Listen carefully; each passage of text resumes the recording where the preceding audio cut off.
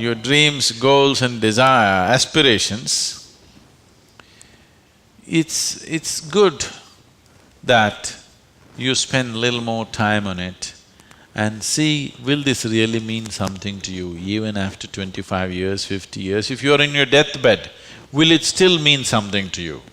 You must look at it.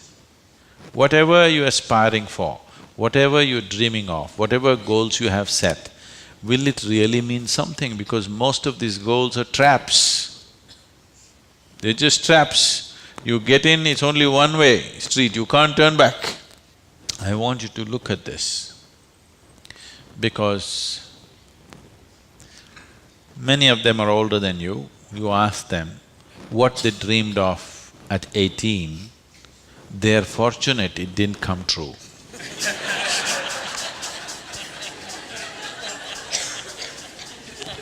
Yes or no? If everything that you desired and dreamed came true in your life, could you live with it? Fortunately, many of those things got filtered and never came true, isn't it?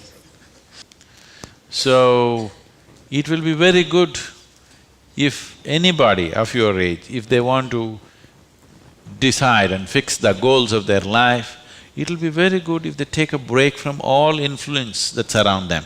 Social influences, family influences, other influences, withdraw somewhere, that's why an ashram. Withdraw somewhere, sit down, meditate, bring yourself to a certain level of clarity and joy. When you're very happy and clear, you must decide. Not in desperation you set goals. Desperate goals that you set will mean a lot to you at that moment. Tomorrow morning you look, you don't know why you're tangled up with it. So, it'll be good. If you're fixing your life, it's best that you do it when you're very, very peaceful, happy and clear-headed, isn't it? Not influenced by anything around you, simply by yourself.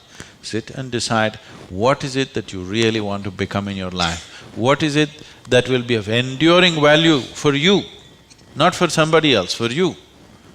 And you don't have to build a personality for that, you strive for that. The necessary persona will come. You must understand what a personality is. The word personality comes from the word persona. Persona means in Greek or in Latin, I'm sorry, is a mask. This is a mask that they used to use in old theaters. Now, the same people will be playing many roles. Let's say Ramayana is happening. You have to play Rama's role also and Sita's role also and Lakshman's role also. For everything there's one mask. You hold this mask and speak like Rama, keep it down. Hold this mask and speak like Sita, keep it down. Hold this and speak like Hanuman and keep it down. This is how the plays were done.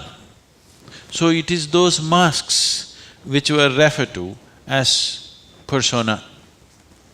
So personality means you held a mask and mask got stuck to your face, you couldn't pull it out. That means you have a personality. Personality is something that people are trying to develop because they have no sense of being. Instead of the real thing, you're trying to concretize the fake thing. If you are in touch with your being, why do you want a personality? It's not necessary. You can be a different kind of personality in different places. You are actually already. Or are you stuck with one personality? Some people are. People who are simplistic in their head have only one personality. Others have different personalities in different areas of life, isn't it?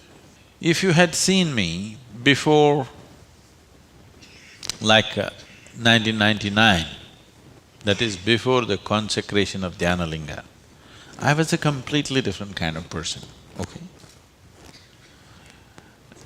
To such an extent, everything about me was so different. Well before that things happened that was beyond me, but this was conscious. At that time I was single-minded towards a certain purpose, I was in a certain way. So after… I never thought I will live beyond that. but somehow things happened. Then I thought, okay, now that the work is over, let me change my personality completely. To fulfill that, I had acquired a certain kind of personality. And now that it's over, I thought, let me change it. And I told people around me, see, I'm going to change my personality. Don't be shocked, I'm still the same guy. They said, no problem, this. I said, just hang on, because things will change. Everything about me will change, the way I operate will change, the way I speak will change, the way I dress will change, the way I do, everything will change. They said, no problem, we know you, we love you with this. I said, that's okay, hang on tight, because when things change, people fall off. Lot of people fell off because they couldn't believe. Where is that person that they knew? That person just evaporated, you know This is a new person, they can't identify with this new person. I told them and changed. In spite of that, they fell off. So many of them. So many of them who were very dear to me and very close to me, they fell away because I changed so dramatically. And I told them I'm going to change because one phase of work is over, now it's time to change my personality. The way I look, the way I dress, the way I speak, the very way I am, everything about me. I even changed what food I like. I changed my personality, so I thought I'll change my food also. So personality is something that you have taken on, but you have become so unconscious about it that you think it's for real. You're asking how to develop, that means you're making it up, right? Another word for developing is making up, isn't it? You're making it up. Make it up whichever way is suitable for your kind of activity, but you must be able to keep it down.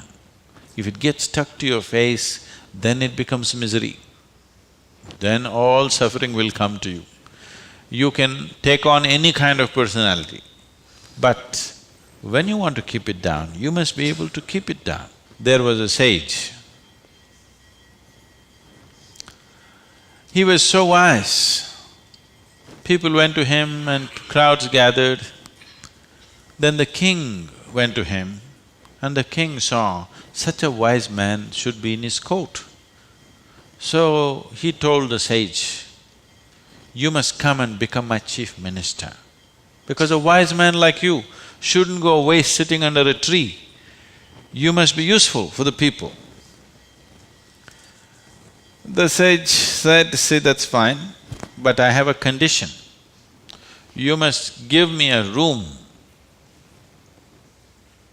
in your palace where I will spend every day 1 hour. You should never peep into that room, you should never ask me what it's about, you should never break into it, nothing. This room should be left unexplored by yourself, your servants, your secret agents and everybody. King thought, that's not a problem. What's the problem with me? You want your room, why do I want to look into your room? Take it. Then whenever any important meeting is to come, this man who's sage, now who's become a minister, so he's wearing appropriate clothes for the palace, but he goes in to this room and locks himself for 1 hour and comes out. A few months and years passed, but then after that, king's curiosity, it even got us to Mars.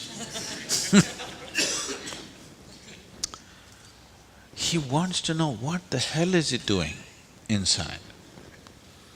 So rumors started all around, oh, he's doing something, he's got somebody inside, maybe he's an enemy agent, he suddenly landed here, what is he doing there, what is he doing there? Everybody, the whole palace started buzzing around with what is he doing in this room. Everybody wants to see what's in the room, but it's always locked, he goes in, spends time there and comes out. Especially when something important is to be done, he goes in. All kinds of rumors happened. So, One day, king couldn't hold it. King asked this man, "I want to see what's in that room." He said, "Well, there's a promise you've given me. If you break the promise, I will leave." So he contained it. He doesn't want to lose the man. He's too wise. And then his other courtiers started talking, "How can you allow this? We don't know what's happening inside. It could be dangerous, it could be this, it could be that."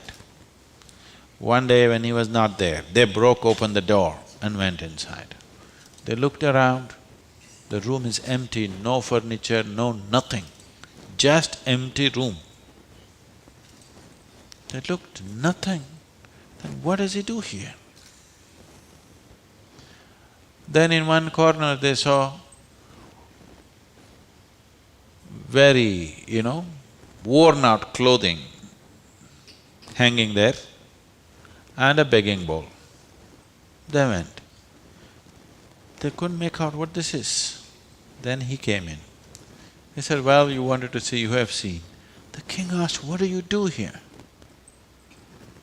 He said, "Whenever I want to make any important decision, I come here, wear my worn-out clothes and sit with a begging bowl clearly, that I don't want to be caught up with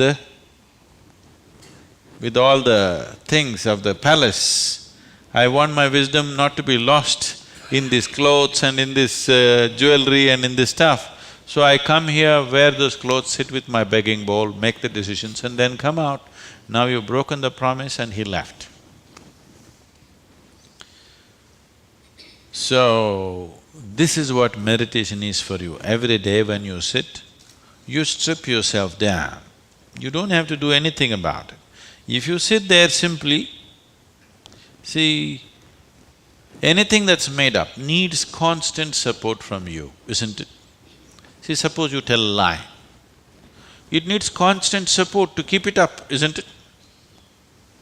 But if something is true, you can even forget it, but it's still there, isn't it? You understand what I'm saying? If something is true, even if you forget it, it's still there, no problem. But if it's a lie, you have to keep it up. Your personality is a lie. Your being, your existence is the truth. You don't have to keep this up. This will be anywhere there. What you make up for the sake of the society, to function in the society, you need a certain kind of makeup. You must be able to keep it down.